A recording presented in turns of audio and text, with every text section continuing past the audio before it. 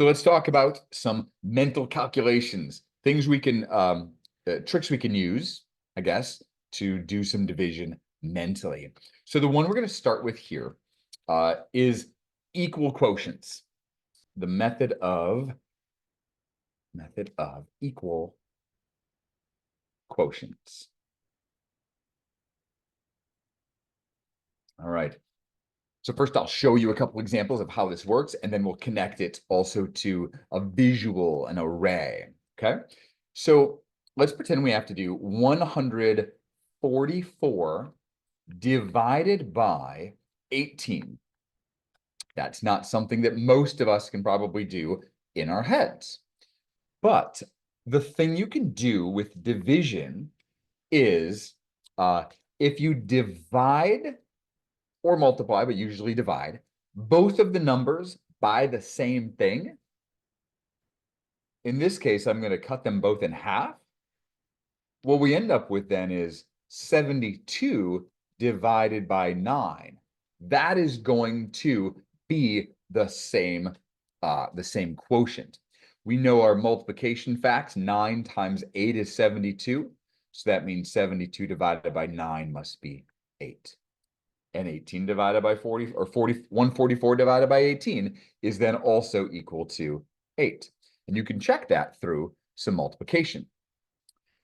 So there is one example. Another one might look like this: 1,700 divided by 50. So we use this one quite a lot. One thing that we often do is divide numbers by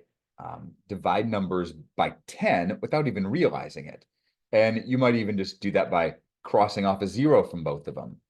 What you're really doing is dividing by 10 to get 170 divided by 5. Okay?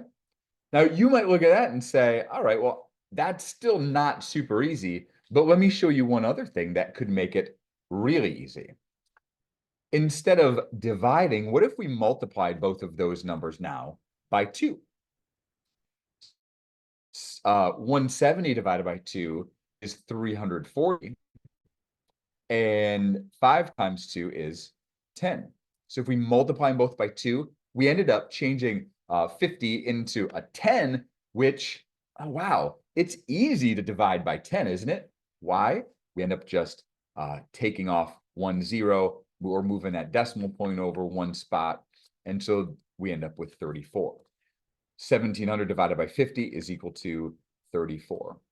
You could have even just doubled both of these numbers right away and changed it into divided by 100 and then done the same sort of thing. I prefer going to the 10 though, right? So you could see that as long as you multiply or divide by the same number to both the dividend and the divisor, work to find some numbers that just work a little bit better, okay? So why does this work? Well, let's look at a picture. This picture's help. So what we're going to look at here for this this proof of this is we're going to do 42 divided by 6. All right, 42 divided by 6. And what this looks like is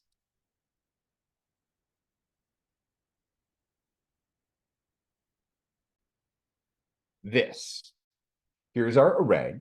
We have 42 unit pieces inside there. We have a height of 6, and we see that that equals 7, right? So we would have 7 as our quotient. Well, just to show you, think about the idea of cutting both numbers in half. So what if we took 42 and 6 and cut them both in half? That would be 21 divided by 3. Well, let's see what happens to our array when we do that.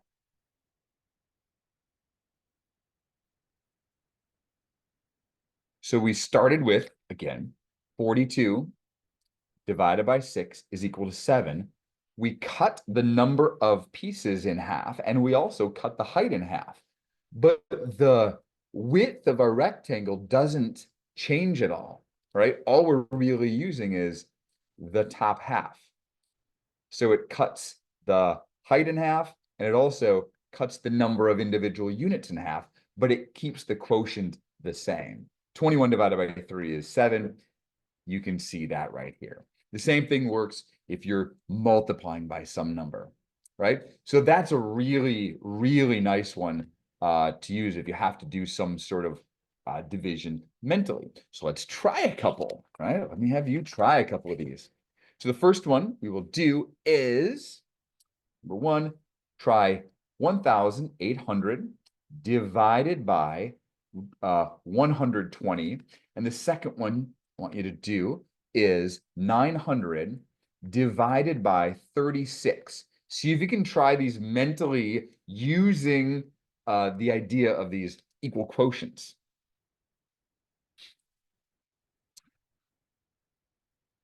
So again, there's always multiple ways you can do this.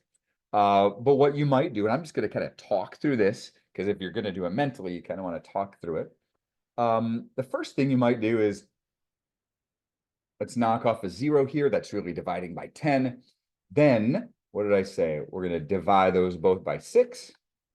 30 divided by 6 is, or 180 divided by 6 is 30. 12 divided by 6 is 2. 30 divided by 2 is equal to 15. And 120 times 15 is 1,800. So there we go. How about this one? What might we do here? So one thing jumps out to me in this one is that both of those are divisible by 9. If we divide them both by 9, we get 100 divided by 4, which is 25. Let's write it out. Divide them both by 9. 100 divided by 4 is equal to 25. 36 times 25, if we check it, is equal to 900. Okay, so that's the idea of equal quotients, right? I may have done it differently than you, but I hope you're getting the idea there. All right, so let's move on from mental calculations to approximations. Approximations. What I'll say about the strategies we're going to investigate here, they really overlap, right? These methods really overlap. So we're going to look at rounding, we'll look at compatible numbers, we'll look at front-end approximation like we have with all of them, but there's a lot of overlap with all of these. So let's try 472 divided by 46, right? So again, we're going to consider all of these. Rounding the numbers, finding compatible numbers, again, numbers that just work well together, and then the front end approximation. Okay, we're going to kind of use all of these at different points over the next few examples. So let's start with, like I said, 472 divided by 46. So if I look at rounding and compatible numbers, well, one thing I might do is say, well, this is pretty close to 460, and 460 divided by 46 is equal to 10. That's just one way that you might have done it, okay? Or maybe you rounded them all the way up to 500 divided by 50, which is also 10, okay, if you just round it, all right? So there's one possibility there. How about you try these next couple on your own? So try 145 divided by 23, and then also 8,145 divided by 195. Just see if you can approximate these, even if it's just mentally, right? Just give those a shot.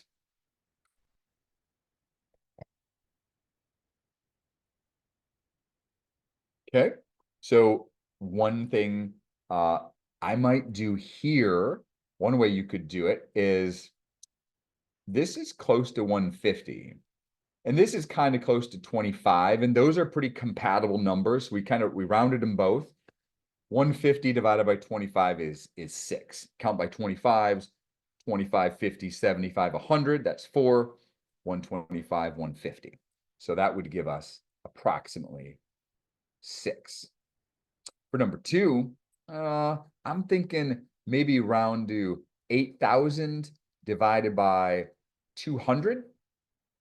And then we can use the strategies we just learned also, where we can divide them both by 10 and even 100 to eliminate some of those zeros.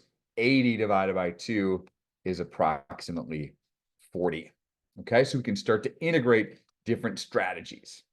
All right.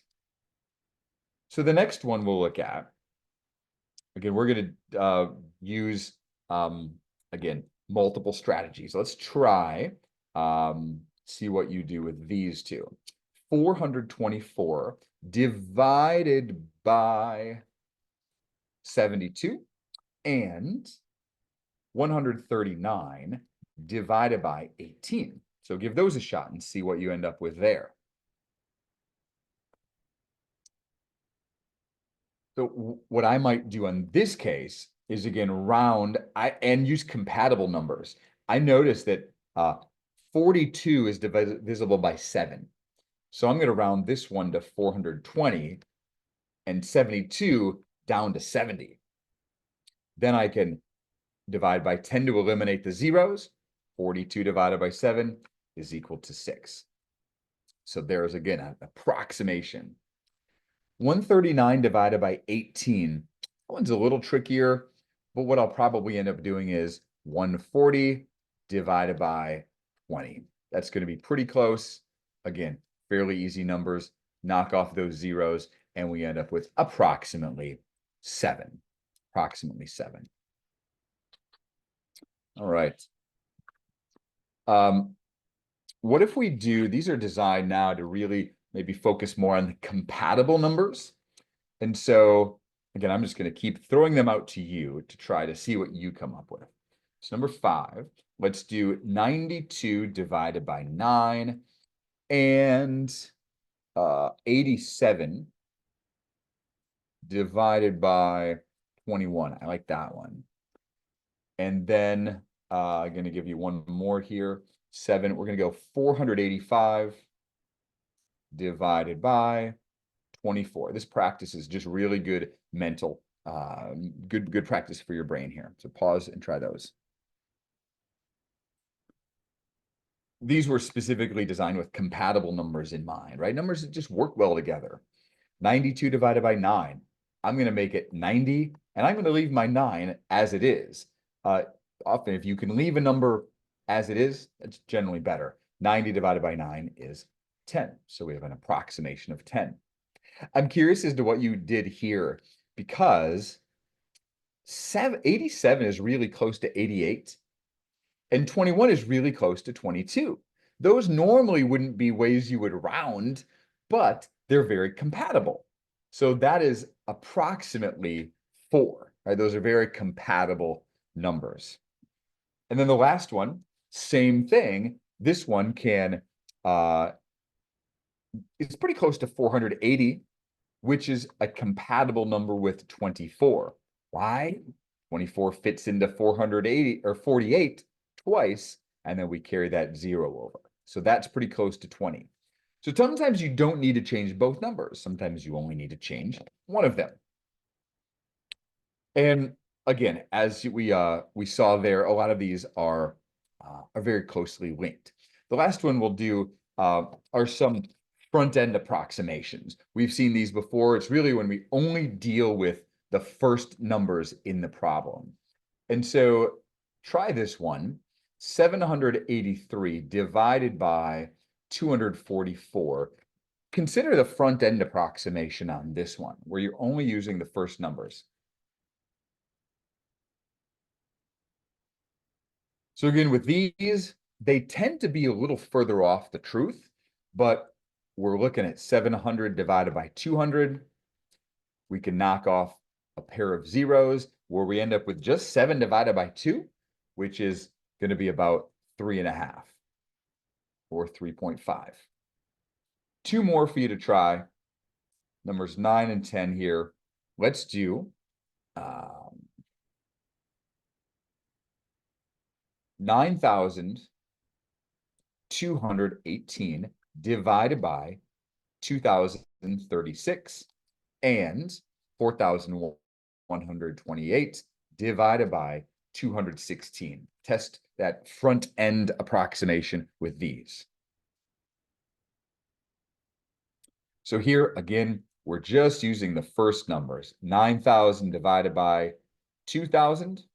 Lots of zeros. Again, if we're dividing them both by 10 and then 10 again, and then 10 again, we essentially just end up at 9 divided by 2, which if we count by twos, 2, 4, 6, 8, and then half. So it's going to be 4 and 1/2. 2 fits into 9 4.5 times.